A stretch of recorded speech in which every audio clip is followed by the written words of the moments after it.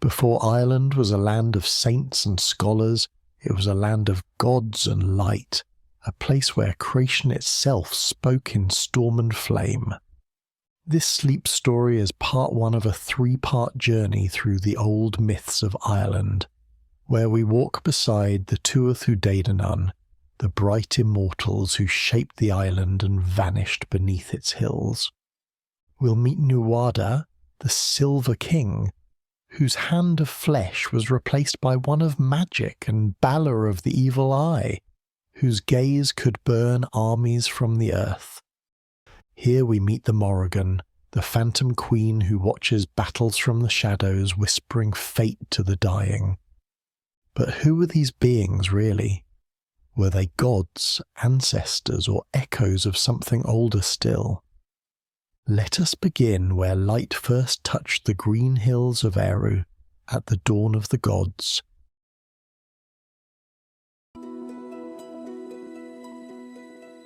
Good evening, traveller, and welcome to Realm and Reason. If you'd like to drift through more stories like this, don't forget to subscribe before you fall asleep. Now take a deep breath in and let it go. Before we begin, let's put your body to rest.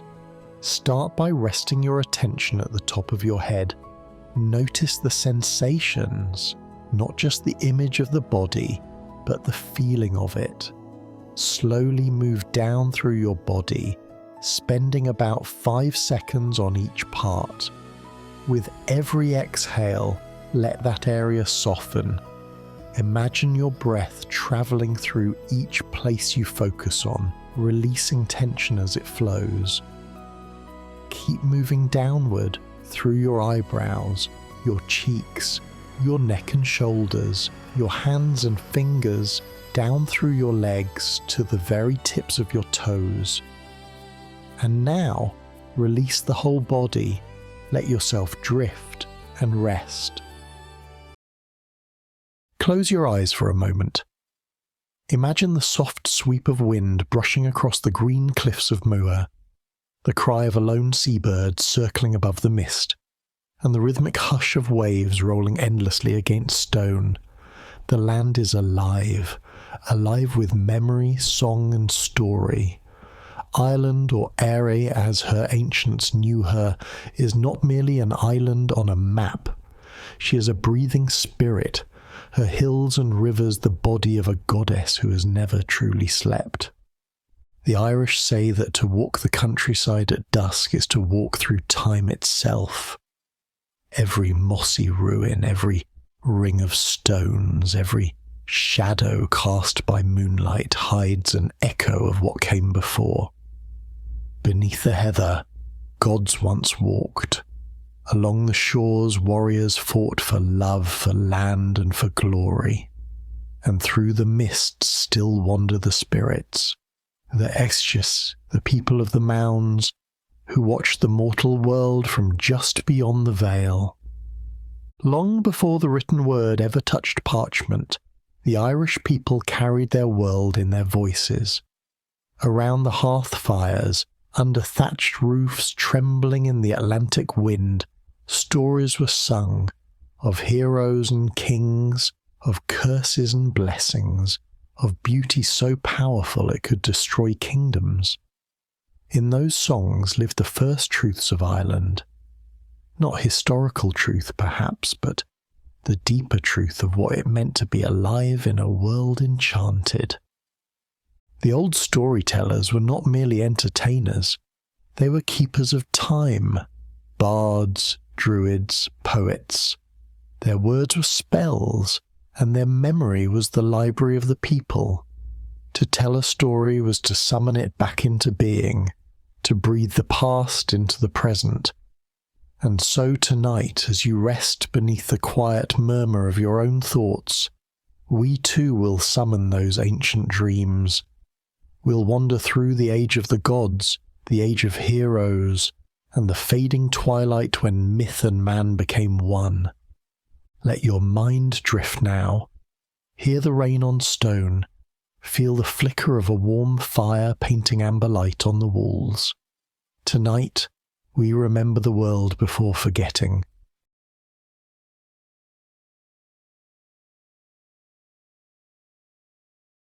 The dawn of the gods, the Tuatha Dé Danann. Before Ireland bore the name Era, before a single mortal king raised his banner or carved his fort upon a hill, there was mist, endless, soft, and luminous. The air was heavy with possibility, as though creation itself still lingered in the breath of the world.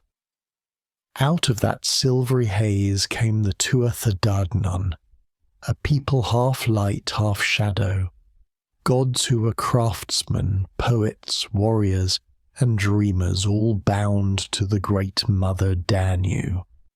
Their coming is said to have been heralded by storm.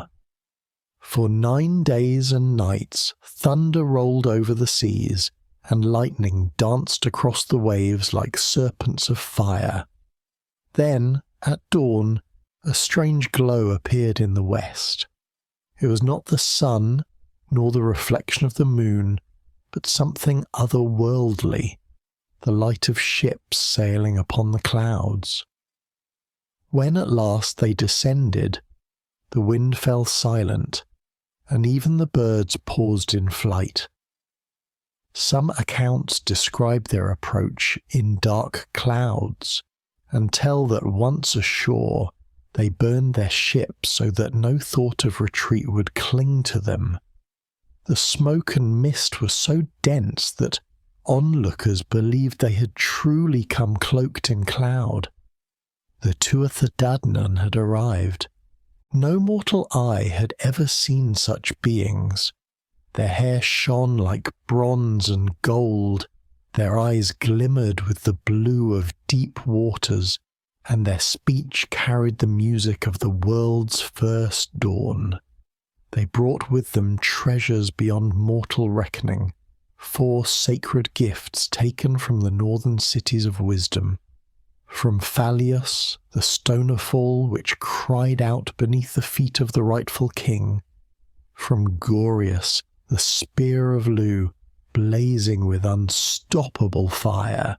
From Phineus, the sword of Nuada, whose edge none could escape. And from Murius, the cauldron of the Dagda, which left no soul hungry nor heart unfulfilled. The 4 cities were not made of stone, but of knowledge and song. It is consistently said that their learning came from Phalius, Gorius, Phineus or Phindius, and Murius, each a beacon of a particular virtue and craft. Later, lore associates a master or poet with each city, keepers of occult knowledge who instructed the Tuatha in druidry, prophecy, and magical skill. Phalius was the city of kingship and destiny, where the stone of fall was kept beneath a golden dome. Gorius taught the arts of war and valour, and there the spear of Lu was tended so that no battle could be withstood against it. Phineus held Nuada's sword, from which none could escape once it was drawn. Murius, the gentlest of the 4, watched over the Dagda's cauldron, from which no company left unsatisfied. Based on what we know from surviving texts, these associations crystallized over time, but align with the enduring list of the 4 treasures. Wherever the Tuatha walked, the echo of the northern lights seemed to shimmer faintly behind them. The land they came to was fair and fertile, a living goddess asleep beneath green hills. Her rivers shimmered like liquid glass, her mountains crowned with mist. But Ireland was not empty. Already there dwelled the Fir-Bolg, an older race, mortal men who had carved their lives out of the earth through hardship and sweat. They were a proud people, weathered as stone, and they would not surrender their home to strangers, no matter how divine. The Tuatha sent envoys to the Fir-Bolg, offering peace and shared dominion, But the Firbolg refused. "We will not share the land of our fathers," they said, "for we have buried our dead in her soil, and she has become our mother." Thus began the first battle of Mogtured. The plain of Mutura stretched wide beneath a sky thick with mist. On one side the Tuatha Dé Danann, their spears gleaming like stars, their banners woven of enchantment. On the other, the Firbolg, fierce and unyielding, their courage forged by toil. For days battle raged. Magic clashed with muscle, lightning with iron. The air smelled of rain and blood and burning cedar. Every blow struck by mortal hand echoed with the sorrow of an ending age. It is said that the first charge began with a cry from Ogma, the god of eloquence and might. His voice carried across the plain, shaking the clouds, and his words became thunder. The Firbolg met the sound with spears that caught the light like falling stars. Many tell that a war goddess in crow form watched the field, her presence a raiser of wind and omen at the battle's edge. This could imply the Morrigan's aspect attended, as she often presides over such turnings of fate. The Dagda's great club struck the ground, and the earth itself rose up in defence of its chosen. Trees moved, roots coiled, and the soil turned to armour. The Firbolg answered with fire, their arrows blazing like the eyes of Balor. The heavens themselves seemed to bleed. Nuada, king of the Tuatha, led his warriors with calm and grace. His sword sang as it cut through the fog, its edge as bright as moonlight. Yet even he, the Silver King, could not escape the chaos. A mighty warrior of the Firbolg struck his arm from his shoulder, and the weapon fell into the mud with a sound like thunder. The Tuatha mourned their leader's wound, for the law of their people decreed that no maimed king could reign. Though they triumphed in the end, the Firbolg routed, the land claimed. Nuada was forced to step down. His people grieved. He'd been a wise ruler, kind and just, beloved of Danu. Yet the Tuatha were bound by their own laws, and the mantle of kingship passed to Bress, a man whose beauty was unmatched, but whose heart was cold as iron. Bress was half Tuatha, half Fomorian, born of mingled blood between light and shadow. For a time his fairness and charm dazzled the people, and they mistook it for virtue. Under Bress, Ireland changed. He favoured his Fomorian kin and neglected the generosity expected of a king. Heavy tribute was levied, and the noblest of the Tuatha were set to menial work. Poets, who were owed honour and hospitality, were slighted, their art demeaned. This failure of hospitality, coupled with oppression and tribute toward the Fomorians, turned the realm's joy to ash. The laughter of the gods faded from Tara's halls, replaced by the heavy silence of servitude. Among those who suffered was Dian Kext, the divine healer. He looked upon the wounded arm of his fallen king and could bear the injustice no longer. In secret he forged for Nuada an arm of silver, a marvel that moved and grasped as living flesh. Some tell that the craftsman Credna aided in its making, setting fine fittings so the limb would bend and hold with grace. In later recensions, Dian Kext's son Miaex went further, weaving sinew to bone and restoring a true flesh and blood hand, while Eamed tended healing herbs. These strands vary across manuscripts, but together they suggest a progression. The silver arm first, and then by deeper art a living hand. When Nuada flexed his fingers anew, a soft light filled the chamber, and the rhythm of his heart, long dulled by exile, beat with renewed strength. Words spread through the Tuatha like fire through dry grass. Their true king was whole again. When Nuada returned to Tara, the people knelt, tears bright in their eyes. Bress was overthrown, and the realm rejoiced. But peace was fragile, and far across the sea darker powers stirred. The Fomorians had watched the Tuathas rise with envy.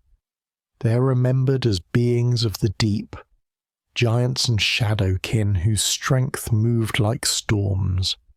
Among them brooded Balor of the Evil Eye, whose lid was said to be so heavy that others must lift it, and whose gaze withered hosts. Bress, dispossessed and resentful, sought their aid. Sources place his alliance with the Fomorians before the next great battle, which accords with the gathering darkness of tribute and threat. From this alliance would come the second battle of Mag Tuired, a war that would shape the destiny of Ireland for ages to come. But before that storm broke, there was calm, a brief season of healing, of renewal, and of remembrance. The Tuatha rebuilt their halls. The poets sang again, their voices soft as rain. The bards told stories of Danu, the mother who had guided her children across the Vale, and of the 4 cities of knowledge that shone in the northern mists. They spoke of the cauldron that could feed armies, of the sword that never missed, of the spear that burned with purpose, and of the stone that cried for kings. Each tale was a fragment of divine truth, reminders that wisdom, courage, and generosity must exist together, or all falls to ruin. In the quiet after battle, Danu's voice was said to whisper through the rivers, a mother calling her children to remember why they came. They had not crossed the clouds merely to conquer, but to teach. Their purpose was a harmony, not dominion. And though they had shed blood, they mourned it deeply. In her waters they washed their wounds and swore oaths of peace. The Druids too found new purpose, watching stars, listening to rivers, learning the language of flame. They taught that all things are bound, the gods in the wind, and a spark of that same divinity in each mortal. It fits with the wider mythic pattern that, at Tara on a moonlit night, one might feel more than hear a whisper in the grass, an intimation of the Tuatha rather than a report of a witnessed event, a way of saying the world remembers. And so the first age of Ireland closed, not with an ending, but a transformation. The Tuatha Dé Danann had come through cloud and storm to shape the land, and in doing so they had planted the first seeds of myth that would bloom for thousands of years. Every hill would carry their name, every river would reflect their glory, and though their rule would one day fade into shadow, their spirit would never die. For even now, when mist curls low over the fields and the wind hums through standing stones, the people of Ireland still speak of them, the radiant ones, the bringers of art and battle, the children of Danu, who came upon the clouds and made the world shimmer with wonder. Yet even this wonder has roots that go deeper than memory. Before the Tuatha crossed the sky, there was only Danu, the mother of all, the breath before breath. Her essence was the mist, the pulse within rivers, the hum that thrums beneath the heartbeat of the land. From her flowed the wisdom that gave shape to the gods, She did not command them as a ruler might, but guided them as a tide guides a leaf. When they first touched Ireland's soil, it was her voice in the rain that whispered, "This shall be your home." Some say she rose from the waters of the Boyne, her hair woven with reeds and moonlight. Others claim she descended with her children from the constellations, a river of stars cascading into form. But all tales agree on this: wherever Danu's spirit lingers, life grows richer and silence grows deeper. To feel her presence is to stand at the edge of creation itself, where light and shadow first learn to dance. After the first battle of Mog Tured, when the smoke thinned and the wounded lay in quiet rows, the Tuatha gathered by the river Shannon. They washed their hands in the cold current, and the river shimmered as though alive, carrying their pain away. Nuada stood among them, his empty sleeve bound in linen, his gaze lost in reflection. Around him, warriors murmured prayers to Danu, not for victory, but for understanding. The land, though scarred, felt their remorse. Grass pushed up through trampled earth, and the rain that followed fell gentle, forgiving. In that sacred stillness, they learned that Ireland was not to be conquered but to be cared for. In the seasons that followed, the gods planted trees along the battlefields, each marking a fallen friend. The forests of Connacht, it is said, still hum faintly with their sorrow and song. When wind moves through these branches, it carries voices too soft for mortal ears. A reminder that even gods grieve, and that the price of beauty is loss. And from that grief grew wisdom. The first druids emerged, those who could hear the quiet language of the land. They learned from stone, from flame, from the whisper of rivers that Danu herself was still speaking, her voice braided into all things living. These druids became bridges between the divine and the mortal, between the seen and unseen. They built no temples, for the world itself was temple enough. Each dawn was their prayer, each twilight their benediction. When you stand today on Irish soil and close your eyes, you can still feel that pulse. The air tastes faintly of rain and magic, the very same breath Danu exhaled when her children first arrived. The Tuatha may have vanished into the other world, but the world they touch continues to shimmer softly under her watchful gaze. And so, every hill and river remains a verse in her eternal song, a lullaby of gods and men, sung forever by the living land itself.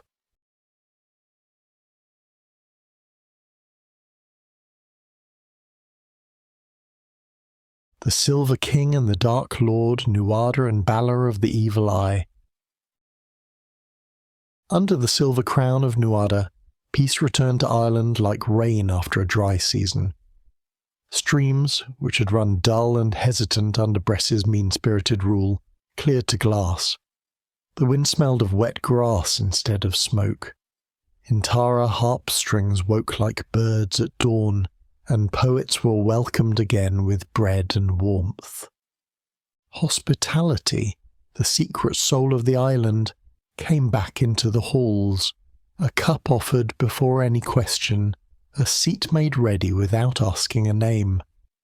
For a brief spell the world felt as if it were leaning toward kindness. Nuada walked among his people with a new gravity. On his right shoulder the silver arm gleamed, a marvel wrought by the healer Dian Kext, and in some strands of the tail fitted by the craftsman Credner so that joints and sockets moved like quicksilver. The hand could grip a sword hilt, lift a child and rest in benediction. It was not a symbol alone, but a living answer to loss. Later versions tell that Dian Kexta's son, Mia-X, went farther still, binding sinew to bone and calling blood to remember its path, until a true hand grew where metal had been. Eamed, Mia-X's sister, tended the healing herbs that made such work possible, knowing the name of each leaf the way a mother knows the names of her children. These variations exist together like braids in the same rope. First the arm of silver, then, by deeper art, the return of flesh. Either way, the heart of it holds, a king made whole, a land allowed to breathe again. But peace, even when it is loved, is never the end of a story. Beyond the northern swells, in sea gloom and cliff shadow, the Fomorians stirred. They were beings of storm and depth, great-shouldered, long-armed, beautiful, in the unruly way that winter seas are beautiful.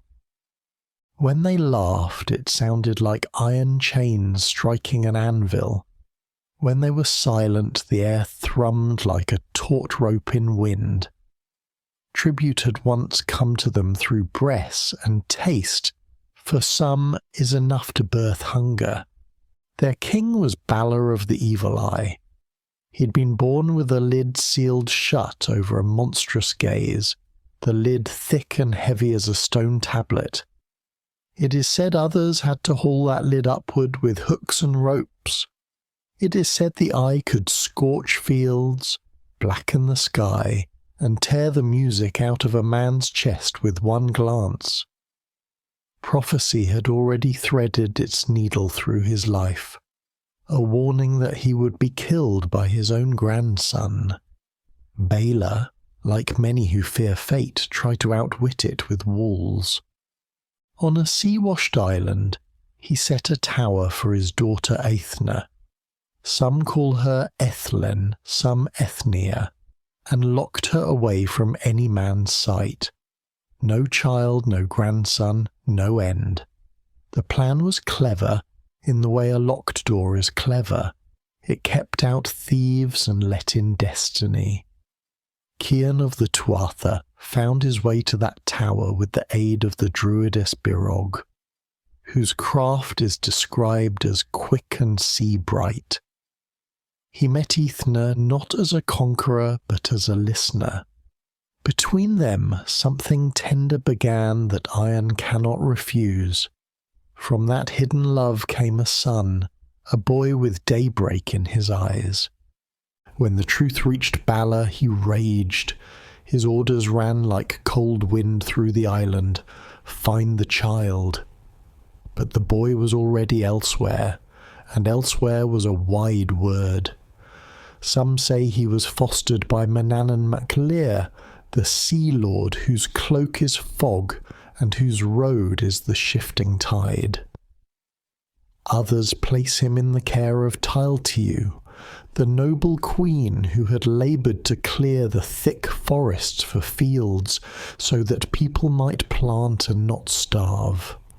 However the cradle was past, what grew within it was brilliance. The child learned quickly and completely. He was given a harp, and wolves paused to listen when he touched it. He was given a spear, and his hand was steady as horizon. He learned the words that shape weather, the stories that turn fear into courage, and the crafts that make a home from timber and stone. Ask him his art, and he would name them all. This could imply that he was meant to be not a specialist, but a summation, a living gathering of many gifts into one bright thread. In time he would be called Lulamfada, Lu of the Long Arm, but before his name was a banner, it was simply a promise. Meanwhile, clouds gathered. Bress, cast down from the kingship he'd misused, had fled into the arms of his Fomorian kin. Through him, the old demands returned. Tribute, grain, cattle, labour, a kingdom turned into a ledger. Nuada heard the terms and answered with courtesy but not surrender. A guest is fed, he said, but a king's first duty is the bread of his people. The envoys returned across the sea with polite words and empty carts. In their wake the Fomorians chose oars and iron. The Tuatha gathered at Magtured, Matura's broad plain, as they had once before. Old scars lay beneath grass there, lines where men had stood shoulder to shoulder, and the ground had held them up. This time the air felt charged in a different way, as if listening for a particular voice.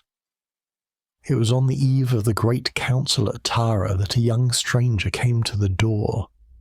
The doorkeeper barred his way in the old manner. "What craft do you bring to this hall?" "I am a right," the stranger said. "We have a right." "I am a smith. We have a smith. I am a champion. We have champions.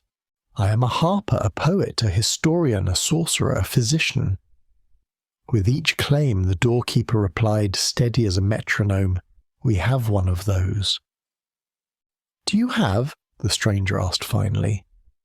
And he smiled in a way that made the fires seem to catch better light. "One who is all of these." He was admitted. In the high hall, Nuada rose from his throne of brightness to look at him.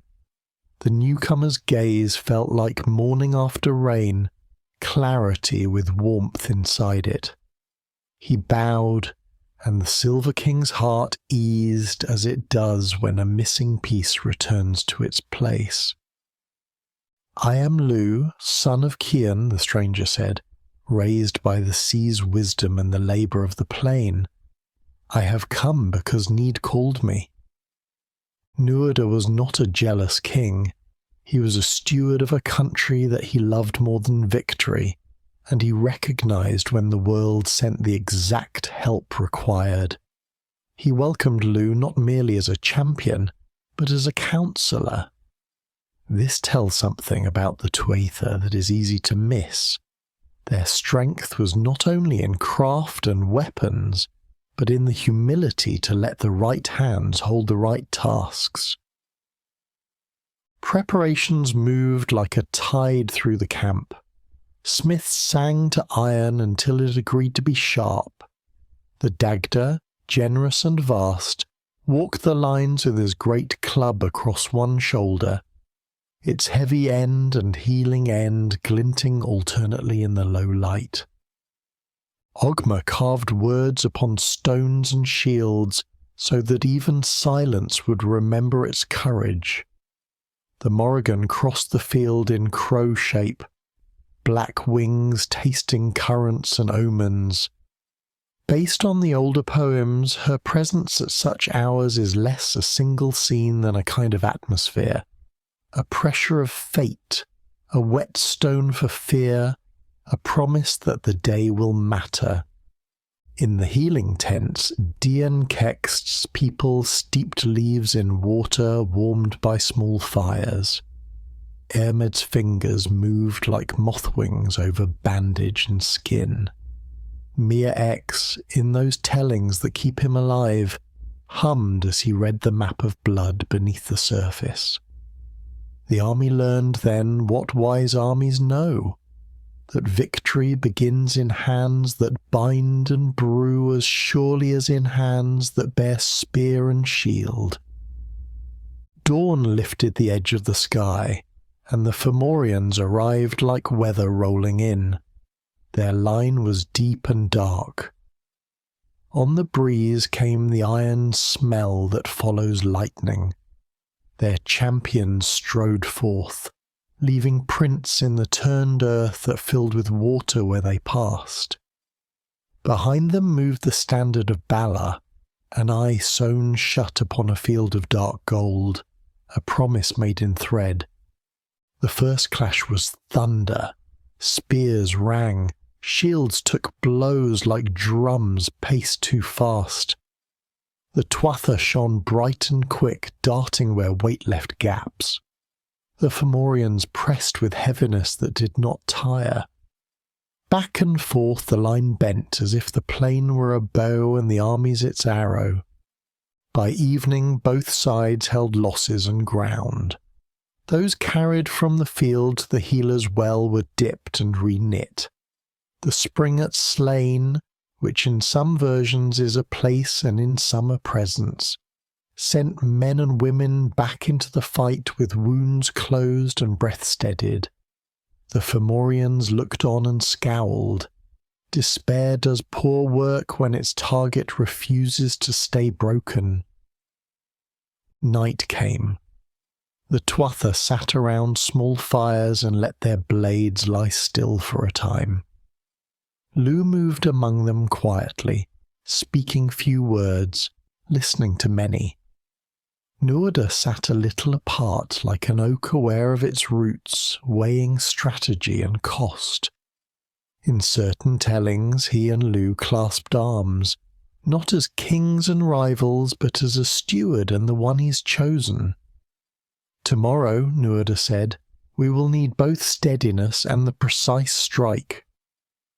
Morning opened like a curtain. The Fomorians formed a crescent, and within the crescent Balor stood. He was terrible to behold, not simply in size, but in the feeling that the day had been made for him to occupy. Attendants took their positions at the windlass, ropes tightened, the lid began to lift. Heat moved over the grass in a slick wave, the air changed, a breath drawn through a furnace. Where the beam touched, life charred to a black rind. Men lifted into ash as if they had been only dust waiting for a reason. The sound was not a scream, but the absence after a scream, the dropping away of everything human. Nuada stepped into that light. Whether he fell there or stood and was spared depends on which singer you ask. One version holds that the beam struck him and smote him down, and that his death bought moments enough for the turning to begin. Another keeps him standing, battered, bright, a fixed point around which Lu could work his pattern. The shape of the meaning is the same. A king held the centre so that the day could be saved. Lu did not aim for glory. He aimed for the exact act that the world wanted. He found high ground where sight and arm could serve each other, and in that place the tellings divide as rivers do around a stone. In one, Lu set a stone in his sling and sent it singing. The pebble flew like a star, cut loose and struck Balor square in the ruinous eye. It smashed through, driving the glare backward, so that its last light fell upon the Fomorians themselves. In another, Lu raised his spear, the treasure of Gorius, always hungry to be in the right, and cast it. The spear threaded lid and socket and ended the gaze that had frightened the earth. There's even a thread that he spoke softly to the men at the ropes, reminding them of grandfathers and sons, and their hands slipped, and the lid dropped at the crucial beat. However you braid it, the next line is the same. Balor fell. The ground noticed. The thud of it made stones answer each other underground. The Fomorian line, which had been a cliff face, shivered like mud sliding. Some of them ran, some of them stared, suddenly unsure of the names of their weapons. The Tuatha did not cheer in that first instant, they breathed. And then they moved. What followed was pursuit, but not cruelty. Lu cut only what refused to turn. The Dagda's club kept enough order that courage did not become vengeance. Ogma's words found their way into the mouths of tired fighters so that they spoke to each other as kin, not as winners. Battles have a habit of going on long after they're morally over. This one ended as quickly as the heart of it allowed. Bress was taken in the aftermath. He stood with the elegant composure of a man who has not learned how to look small. "Spare me," he said, and the voice was smooth as ever. "And I will make the cows give milk at every milking and corn ripen in every field." What he offered more than plenty was knowledge. When to plough, when to sow, which winds mean rain and which mean only clouds. Mercy hesitated then, not because of softness, but because it knows that some lives are more useful left standing as teachers than fallen as warnings. Lou looked at the Morrígan's shape at the edge of the light and at the big curve of the Dagda's shadow. He weighed the lesson that might be learned against the trouble that might be kept. "Teach us," he said finally, and Bress gave up the calendar of a wise farmer, signs in cattle, in birds, in the way midges gather over water, the turn of the moon that invites the seed, the day that yields better milk if you sing before you begin. In this way, prosperity entered the camp not as loot, but as learning. Toward evening, the plain let out a long breath you could feel through your boots. The survivors of both sides looked older in one way and younger in another. Some leaned on spear shafts and stared at their hands as if surprised to find them empty. Some lay back in the heather and watched cloud after cloud go by as if they had all the time in the world. A wind came off the hills and combed the grass flat, then let it stand up again. The island had decided to forgive the day. They gathered their dead. If Nuada lay among them, they crowned his memory and spoke of him in the present tense for a while longer, as people do when letting go slowly. If he lived in your chosen telling, he stood beside Lou while the names were said, his silver or flesh hand upon the new leader's shoulder, an acknowledgement that sometimes the best kingship is the one that recognizes its successor when the world asks for change. In Tara that night, fires burned lower than usual, not from fear, but to make a softer light for gratitude to sit in. The Dagda's great cauldron did what it always does, sent no one away unsatisfied. Orgma shaped the story into a path words could walk later. The healers washed their hands and set the bowls upside down. And Lou, whose name would grow into a festival of first fruits, Lugnasad, stood where the night ends and the morning begins and let his shoulders finally drop. This much belongs to the firm road of the tale. The Tuatha and the Fomorians met at Magtured. Balor's power was turned back upon him by his own grandson. Bress was spared on the condition that he teach prosperity. Beyond that, the streams of telling branch, sling or spear, Nuada fallen or standing, well as place or presence. Based on what we know from the old texts, such variation does not weaken the truth. It shows us that myth is a living river with many channels running to the same sea. As for Balor's eye, there are whispers that after it was stilled, its heat made a small lake where reeds now shiver with a memory of brightness. Others say Lou placed the eye in a stone facing out to sea so that any new invader would be greeted by the lesson of the old one. You may take either image with you. Both teach the same kindness. Even terror, once finished, can be used to warn rather than to rule. Now let the embers settle. The silver hand rests, the eye is closed. Somewhere a cow's bell marks a slow, contented rhythm, and an owl lifts without sound from a hedgerow. Ireland breathes, The gods, whether in hall, mound, or memory, breathe with her, and we for a moment breathe in their company, held quiet by a story that knows how to end without hurrying away.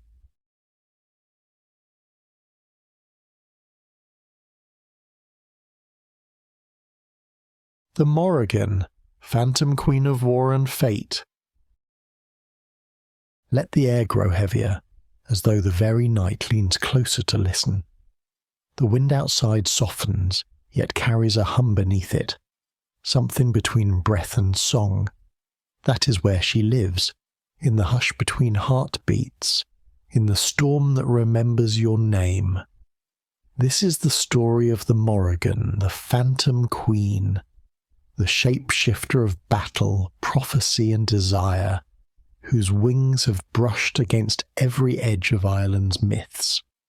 She is not a single face, but three, and sometimes more. While many traditions name Badvi, Maxa, and Neman as the triad, other strands include Anu or Anand in the count.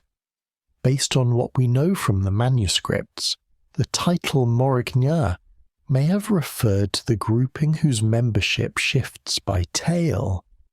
Here we follow the well-attested Badv-Maxa-Neman pattern for clarity.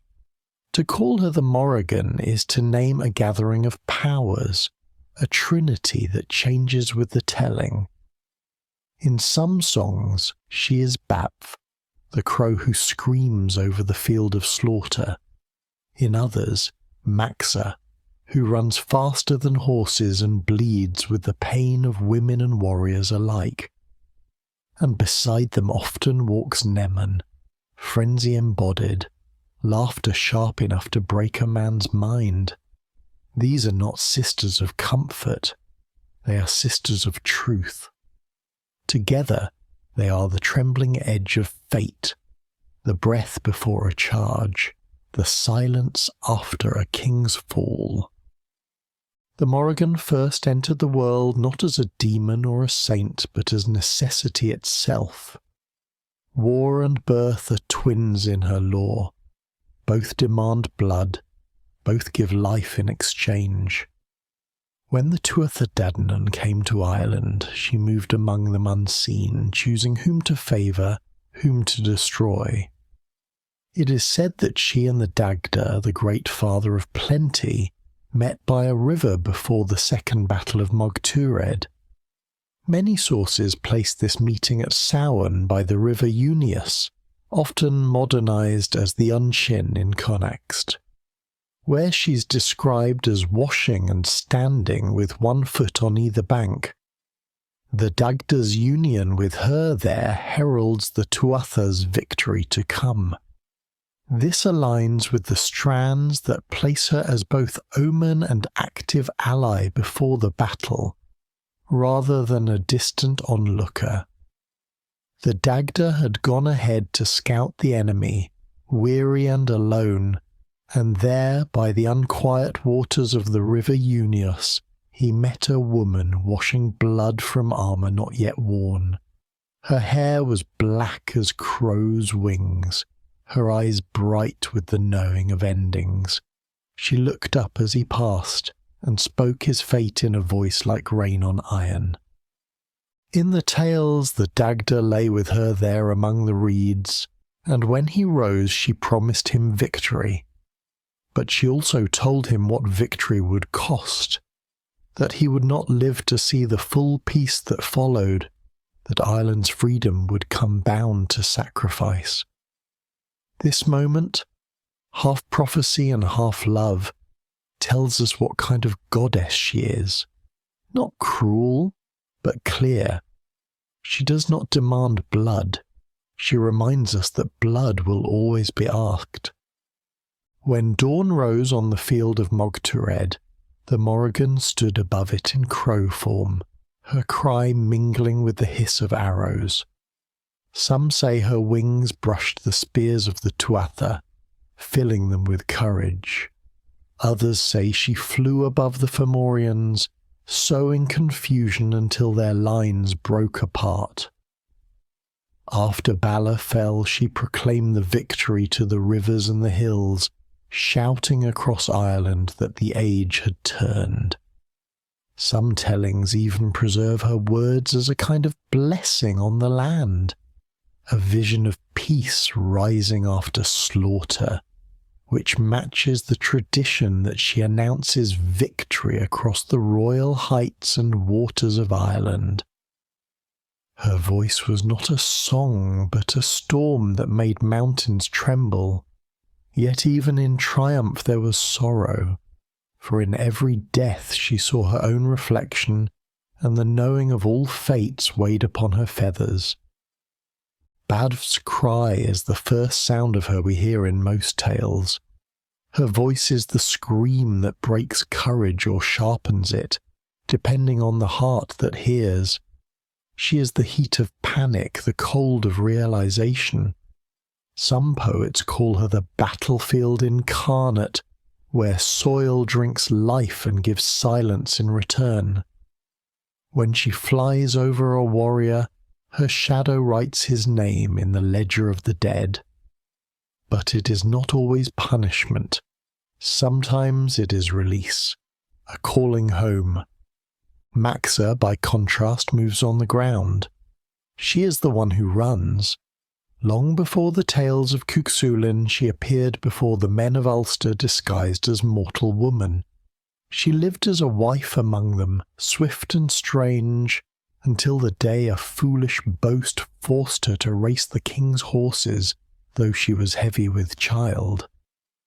She ran and she won, but in pain she fell upon the finish line, cursing the men who had forced her. Her cry doomed the warriors of Ulster to the labour pains of women whenever their land was threatened. It is said that even gods felt that echo. Maxa is the red horizon before the storm. Beauty and suffering bound together, each giving the other meaning. Neman, the third of the triad, is harder to see clearly. She is the pulse that quickens just before the clash, the madness that makes a man strike his own kin in confusion.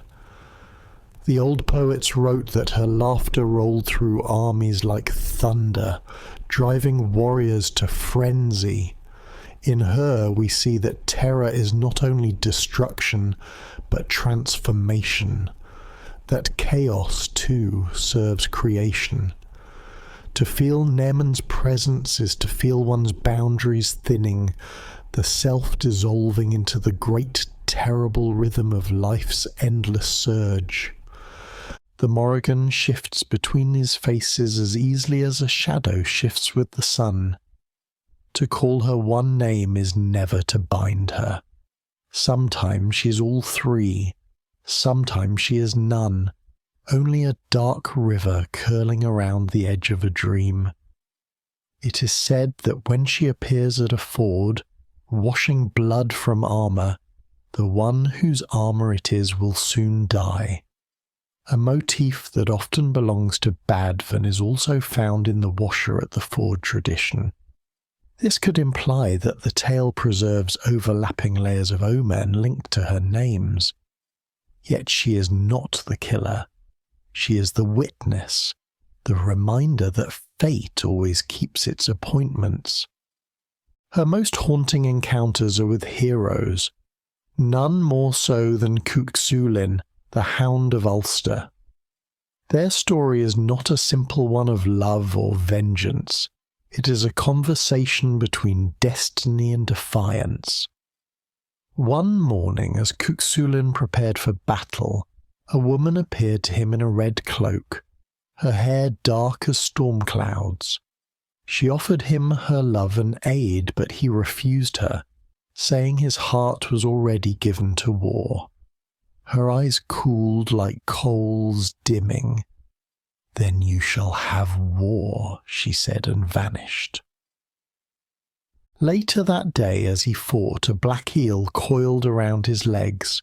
He struck it. Then a wolf attacked. He wounded it. Then a heifer charged. He broke its leg. In each form the Morrígan had come to test him, and in each form he had struck her. That night, weary and bleeding, he met an old woman by a river. She sat milking a cow, 3 streams of blood falling into the pail. When he stopped to drink, she offered him the cup. He drank, and strength returned to him. "Do you know me now?" she asked. Then he saw.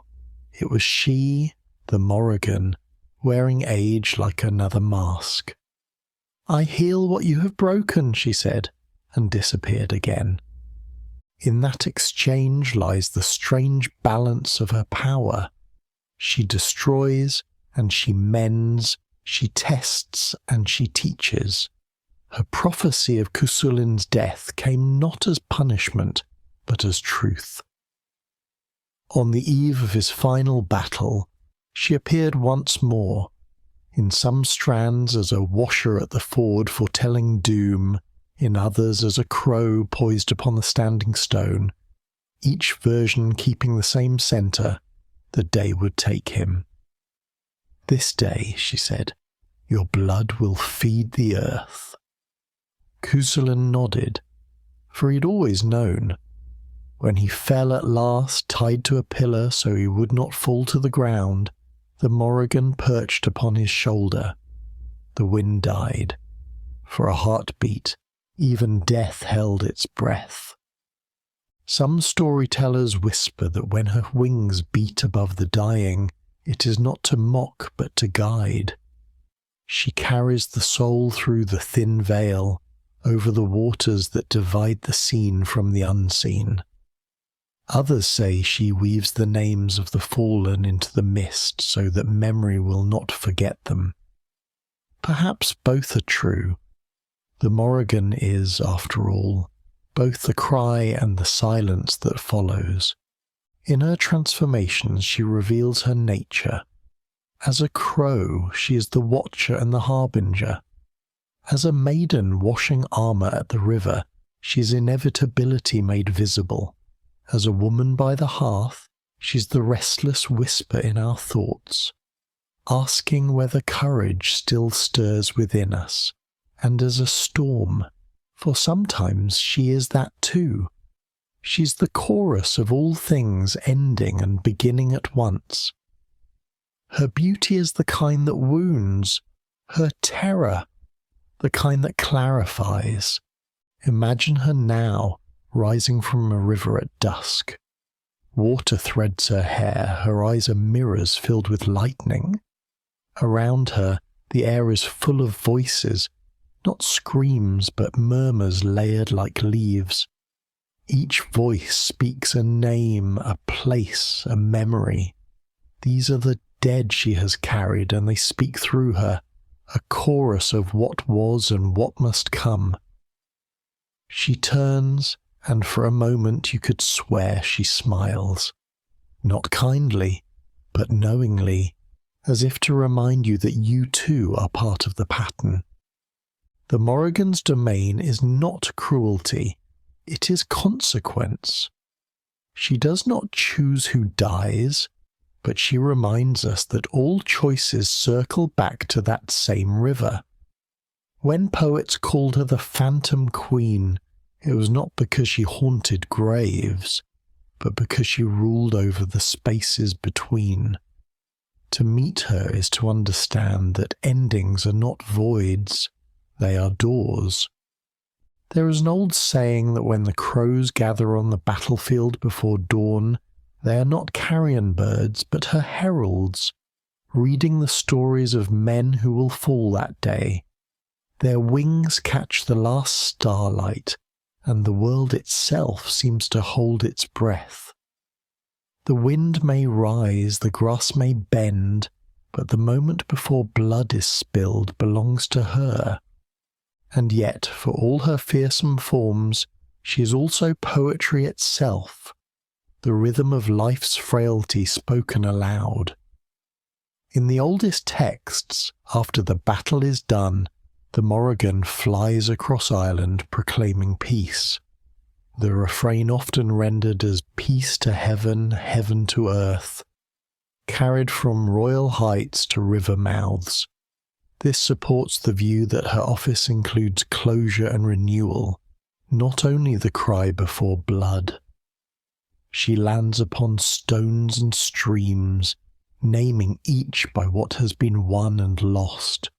Her cry, once the shriek of war, becomes a song of renewal.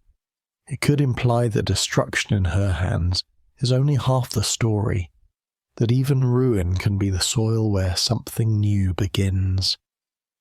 When storms roll over the hills and rain sweeps the valleys clean, some say it is her wings beating the clouds apart. When a lone crow calls from a fence post at dusk, it is a reminder that fate is always near but never cruel, merely honest. And when you dream of water turning red in moonlight, she may be there, washing the armour of someone you love, whispering that their name will not be forgotten. So listen to the quiet, hear the crows settling in the dark trees, feel the breath of the wind as it changes from cold to calm. In that hush is the sound of her walking away, not gone, never gone, just beyond the next storm. For the Morrígan is not only the end, she is the turning, she is the black wing that becomes the dawn.